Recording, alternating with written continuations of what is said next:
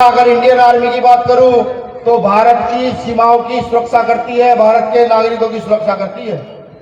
और भीम आर्मी है इस देश के हर उस व्यक्ति की जो गरीब है, वंचित है, शोषित है, वो किसी जात धर्म का व्यक्ति है जिसको लगता है उसका कोई नहीं है, उसकी सुरक्षा के लिए इस देश के अंदर भीम आर्मी है। ये अधिकार की बात मैं आपसे इसलिए कर रहा हूं कि आज जाग जाओगे तो कल समस्या का समाधान निकल जाएगा। आज नहीं जाओगे तो मुख्यमंत्री जी प्रवास पर निकले हुए। कौन से प्रवास पर निकले हुए हैं? प्रगति यात्रा पर मुख्यमंत्री निकले हुए हैं। देखिए कितनी प्रगति मुझे दिख रही है आमने सामने। आपका रास्ता, ये जो रास्ता है ना, ये रास्ता जा रहा है। अगर ये मेन हाईवे होता तो इस रास्ते में पानी भरवा के और पूरे परिवारों के बर्तन डलवा के भेड़ बकरी बंधवा के मुख्यमंत्री साहब को यहाँ से निकालते। ये देखिए मैंने बताता कि हम दलितों की व्यवस्था है, हम ऐसा जीवन व्यतीत करते हैं, उनको दिखाता हमारी प्रगति क्या है। तो मेरा बिहार के वासियों से कहना, अरे अपने पुरखों को देखो, अपने आंदोलन को समझो।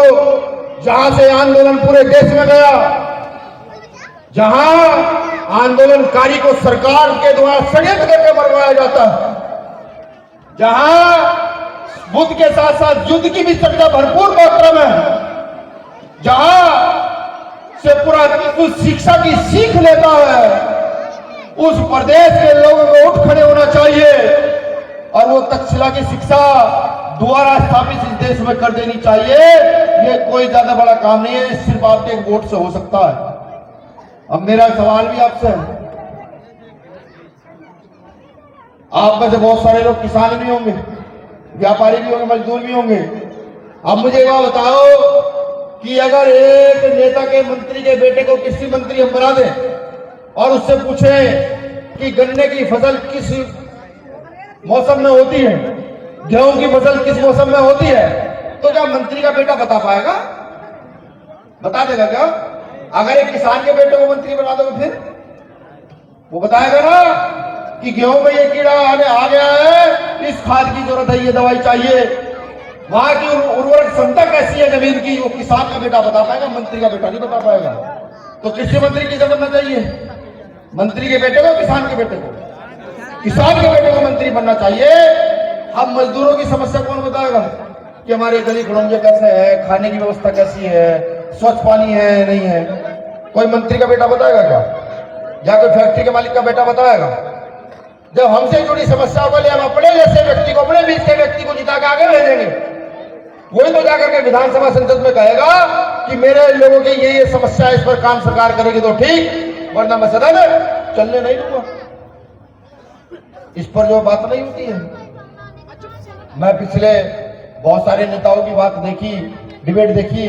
मैं अपने से जो नेता यहाँ से चले गए हैं उनको तो श्रद्धा सुमन अर्पित करता हूँ, सभी पार्टियों के, उनके विषय में कुछ नहीं कहता। लेकिन आज के जो सीनियर नेता भी हैं, एक नेता की इतनी हैसियत नहीं, बिहार से लेकर पूरे देश के नेताओं को चुनौती है भीम आर्मी के राष्ट्रीय अध्यक्ष की, कि जो कहता है जो राजनीति का धुरंधर है वो कहे संसद और विधानसभा में बात उठाना शुरू करे, देश की चिकित्सा और शिक्षा एक जैसी कर देंगे। अगर उन्होंने कह दिया और उसके लिए धरने पर बैठ गए तो सारे के सारे उनके पीछे लग जाना जाकर के, भाई नहीं अब यही नेता है, ठीक है। वरना मैं तो अपने नेता पर गर्व करता हूँ। अकेला एमपी, बिहार से भी लोगों ने यहाँ के 2-2 रुपए इकट्ठे करके वहां भेजे। उत्तर प्रदेश में मैंने चंद्रशेखर आजाद को जिताओ, उनको जिता करके भेजा। और हमारा नेता बात क्या कर रहा है? गरीबों की, मजदूरों की, किसानों की। भाई ये समस्या है। अभी गुरु रविदास जयंती की छुट्टी नहीं दे रहे थे, उन्होंने कहा भाई क्यों नहीं देते तुम? सारे त्योहारों की छुट्टी दोगे, हमें कौन सी फांसी चढ़ रही है? सरकार को बैकफुट में जाना पड़ा, समझ रहे हो? क्योंकि मजदूर किसान का दर्द जानता है, उन्हीं की औलाद है, उन्हीं की बात की जा रही है। तो मैं यही आपको समझा रहा हूं कि मन बना लो, मजबूती से झंडा डंडा पकड़ लो। और अगर ये लगता है कि नहीं भीम आर्मी के लोग कुछ कर सकते हैं, और भीम आर्मी किसी प्रदेश जाति का नाम नहीं, अगर चंद्रशेखर आजाद भीम आर्मी है तो यहाँ बैठा अमरज्योति पासवान भी भीम आर्मी है, यहाँ हमारी पार्टी का अध्यक्ष यादव भी भीम आर्मी है, यहाँ हमारी पार्टी का दूसरा अध्यक्ष जवाहर आजाद भी भीम आर्मी है। हम भीम आर्मी के लोग हर प्रदेश में निवास करते हैं। हमारा कोई निश्चित ठिया नहीं है। एक ठिया है, अगर हमें पकड़ना हो कहीं तो जहां अन्याय अत्याचार होता हो वहां पहुंच जाओगा। भीम आर्मी इसके रूप में दिखेगी, जिसके गले में ये होगा लड़ता हुआ दिखाई दे, वो भीम आर्मी का होगा। भीम आर्मी के नाम से पेट में तो सबके दर्द होता है कि ये कहाँ मजदूरों की औलाद, ये कहाँ मास्टर की औलाद, मास्टर की औलाद में, ये कहाँ सिपाही की औलाद, पुलिस के सिपाही की औलाद आज मुख्यमंत्री को चुनौती दे रहा है, प्रधानमंत्री को चुनौती दे रहा है। पेट में तो दर्द गुम होता है। लेकिन फिर हम उन्हें कहते हैं डॉक्टर बाबा साहब अम्बेडकर ने आर्टिकल 19 लिखा कॉन्स्टिट्यूशन में, और हम अपनी बातों को रखने की आजादी दी है। कहा कि जब समस्या हो तो डंडे तो खा लेना, लेकिन जब जवान ना कट जाए चीख चीख कर बोलना। सरकार और षड्यंत्रकारियों के खिलाफ बोल रहे हैं, बिल्कुल बोल रहे हैं। अपने अधिकार पहचानो, अपने अधिकार पहचान जाओगे तो नस्लें सलूट करेंगी, सलाम करेंगी, फूल लेकर के आपके मरने के उपरांत आपकी फोटो पर फूल चढ़ाएंगे, जैसा डॉक्टर अम्बेडकर के फोटो के सामने चढ़ाते हैं। वरना भाई मरने के बाद तो 2 पीढ़ी बाद तो खुद के खून के लोग भूल जाते हैं कि परदादा का नाम क्या था। मैं पूछना शुरू करूं तो परदादा के नाम आदों को पता नहीं होंगे क्या था। ठीक, तो इस व्यवस्था में बदलाव करना शुरू करो। भीम आर्मी से जुड़ो, आजाद समाज पार्टी से जुड़ो। ये मैं वचन देकर कहता हूं कि जिस दिन शक्ति हाथ लगी, ताकत हाथ लगी, समस्याओं के समाधान पर काम होगा। सिर्फ थोड़ी सी खीर देकर काम नहीं निपटाया नहीं। जो समस्याएं हैं हमारी, जो बिल्कुल एक्चुअल समस्या है, उन पर ही काम किया जाएगा, जनता की समस्याओं पर काम किया जाएगा। और ये भी कहता हूं जिंदा रहे तब तक, क्योंकि जगदेव प्रसाद कुशवाहा का मैंने हसन पढ़ा है कि एक महान व्यक्ति जिसने कहा 100 में 90 शोषितों ने ललकारा है, भारत की जंगल जमीन में 90 भाग हमारा। उनको आंदोलन के तहत प्रशासनिक हमले के द्वारा मिटाया गया था। अगर हम जिंदा बच गए और ऐसा कुछ ना हुआ तो इस देश में ये भी बताएंगे कि राजनीति कैसे की जाती है और सत्ता कैसे चलाई जाती है। ना द्वारा सम्राट अशोक का राज स्थापित कर दिया तो हम भी डॉक्टर अम्बेडकर, सदगुरु और रविदास जी का वंशज नहीं है, बिल्कुल करके दिखाएंगे। और ये बिहार है, यहाँ तो था, यहीं से शुरू करेंगे और पूरे देश में फैलाते हुए लेकर के जाए। मैं फिर कह दूं कि अपने इतिहास को पहचानो। इतिहास इतना स्वर्णिम है, अगर पढ़ना शुरू करोगे तो आनंद के साथ साथ गर्व होगा और गर्व के साथ साथ खून उबल उबल कर बाहर आएगा। और आज अपनी व्यवस्था को स्थापित करने के लिए किसी हथियार की जरूरत नहीं है, तलवार की, कट्टे की जरूरत नहीं है। आज अपनी व्यवस्था को स्थापित करने के लिए 2 चीजों की जरूरत है, पहली कलम और दूसरा वोट। इन 2 चीजों को मन में बिठा लो और अपनी व्यवस्था के लोगों के साथ चल दो, सारी व्यवस्था बदल जाएगी। जो लोग अन्याय अत्याचार करते हैं वो भी बदल जाएंगे। मैं जानता हूं कि मेरे परिवार के लोग गरीब हैं, मजदूरी नहीं करेंगे तो शाम को रोटी नहीं बनेगी, मैं जानता हूं। लेकिन एक बात भी तो जानता हूं, खरसा तो समझते हो ना सब लोग? खरसा मई जून का महीना। अब यहाँ क्या कहते हैं मुझे तो पता नहीं, हमारे तो खरसा बोलते हैं, जो गेहूं कटते हैं तो खरसा बोला जाता है। हसुआ। तो जब भरी गर्मी होती है वहां गर्मी में मजदूरी करने की क्षमता भी तो हमारे अंदर है, भूखे रहने की ताकत भी तो हमारे अंदर ही है। जो लोग वोट के खरीदार आपके पास आते हैं उनसे कहना भैया इस बार जाओ, इस बार तो मजदूरों की सरकार लाएंगे, किसानों की, दलितों की सरकार लाएंगे, पिछड़ों की सरकार लाएंगे। ये कह के एक बार भगाओ तो नहीं घर से। आप राजनीति का मतलब नहीं समझते। चलो राजनीति का मतलब समझाना शुरू करता हूं। सबसे छोटा चुनाव होता है मेंबर का, मेंबर ही होता है ना, वार्ड पार्षद। उससे ऊपर का चुनाव होता है बीडीसी का, बीडीसी होता है ना। उससे ऊपर का चुनाव होता है किसका? प्रधान का। और उससे ऊपर का चुनाव होता है, नहीं प्रधान का भी होता है, हाँ। उससे जिला पार्षद का चुनाव होता है। उससे ऊपर का चुनाव कौन सा होता है? उससे ऊपर का सांसद का, मेयर का, सांसद का।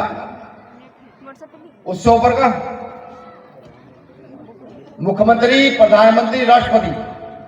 देखो कितने चुनाव। एक गांव की व्यवस्था बताता हूं आपको, इस मोहल्ले की व्यवस्था बताता हूं। यहां से वार्ड पार्षद चुना गया होगा, चुना गया होगा ना, चेयरमैन भी चुना गया होगा, विधायक भी चुना गया होगा, एक एमपी भी चुना गया होगा, फिर आपके क्षेत्र से मुख्यमंत्री भी चुना गया होगा, और इस क्षेत्र का हिस्सा प्रधानमंत्री में भी होगा। ये तो रहा है इलेक्ट्रिकल मामला जो वोट से होता है। और फिर उसके बाद बहुत सारी सोसाइटियां बनती हैं, बहुत सारी सोसाइटियां बनती हैं। अब पैसे का कलेक्शन शुरू करते हैं नीचे से ऊपर तक। वार्ड का जो पार्षद है उस पर योजना के लिए पैसा आता नहीं आता है? आता है ना? जो चेयरमैन है उसके पास पैसा आता नहीं आता है? जिला पंचायत अध्यक्ष चेयरमैन आता है, पैसा नहीं आता है? विधायक के पास पैसा आता नहीं आता है आपके कार्य योजना के लिए? एमपी के पास भी पैसा आता है, मुख्यमंत्री फंड अलग होता है, SC/ST का फंड अलग होता है, एजुकेशन का फंड अलग होता है, प्रधानमंत्री का फंड अलग होता है, होता नहीं होता है? आप अगर इनकी कैलकुलेशन करना शुरू करो तो बैठ कर गूगल पर निकालिएगा, इतनी लंबी मुझे भी गणित गुणा बढ़ा पैर उठाना पड़ेगा। जब अगर आप इसी कैलकुलेशन करना शुरू करोगे ना, तो गली जहां से चलकर मैं आया हूं, इस गली के लिए आप कम से कम पाएंगे 100 करोड़ रुपए आए हुए होंगे, कम से कम 100 करोड़। कितने? 100 करोड़। ये आधा किलोमीटर का मामला है नहीं, 500 मीटर का। और फिर यहाँ चुनाव कब से हो रहा है, पैसा कब से हो रहा है, समझे कितना बड़ा षड्यंत्र है, समझ रहे हो? अब सोचो छोटी सी गली के लिए जब मुश्किल 5 से 4 लाख रुपए का काम है, ज्यादा 10 लाख रुपए का काम है, और आप और हम जैसे लोग मजदूर वो करने लगे तो 2-3 लाख में निपटा कहेंगे लोग ऐसा बोल जाओ। ठीक, इस इतनी सी गली के लिए कैलकुलेशन किया जाए तो 100 करोड़ से ज्यादा पैसा है, नीचे से ऊपर तक, नीचे से ऊपर तक। और क्योंकि यहाँ शेड्यूल कास्ट के लोग रहते हैं, स्पेशल कंपोनेंट प्लान होता है कॉन्स्टिट्यूशन के तहत। अब देखो यार, हमारी गली भी बनी हुई नहीं है, 100 करोड़ रुपए में क्या हमारी इतनी हैसियत नहीं कि हमारी गली बन जाए? नहीं, हमारी इतनी हैसियत बिल्कुल है, बिल्कुल है कि अगर आप में से कोई यहाँ विधायक होता, कोई मजबूत आदमी लड़ने वाला होता, ईमानदार आदमी होता, तो यहाँ जबरदस्त कंक्रीट की सड़क बनी होती यहाँ पर। ठीक, लेकिन क्योंकि देश करप्शन की आग में बड़ी तेजी के साथ बढ़ रहा है, अभी तो बिहार है, यहाँ तो बड़ा पैमाने पर करप्शन बड़े पैमाने पर है, आप आवाज उठाओ कैसे हो जाएगी? तो इसलिए समझो, ये लोग आपके हिस्से का पैसा खा रहे हैं, आपके हिस्से की रोटी खा रहे हैं। और ये तभी रुक सकता है जब आप अपने बीच के लोगों को, अपने जैसे लोगों को, जो तुम्हारे जैसी बात कर सके, तुम्हारी समस्याओं पर बात कर सके, उनको उठा करके यहाँ की विधानसभा और संसदों में नहीं भेजोगे, तब तक ये षड्यंत्र ऐसे ही चलता रहेगा, लगातार चलता रहेगा। शुक्रिया, आप लोगों ने मुझे सुना, मेरे मुंह से कुछ शब्द कड़वे लगे क्योंकि पश्चिम उत्तर प्रदेश के लोग हैं, तू अबे तबे की भाषा को बहुत अच्छा मानते हैं, और ये बिहार है, यहाँ तो गाली भी कोई देता है, ऐसा लगता है कि बहुत प्यार कर रहा है। हकीकत है, यहाँ तो कोई अगर गाली भी देता है तो ऐसा लगता है बहुत अच्छा महसूस होता है। तो मेरे शब्द से किसी को कोई आहत पहुंचाओ, उसके लिए आपका भाई माफी चाहता है।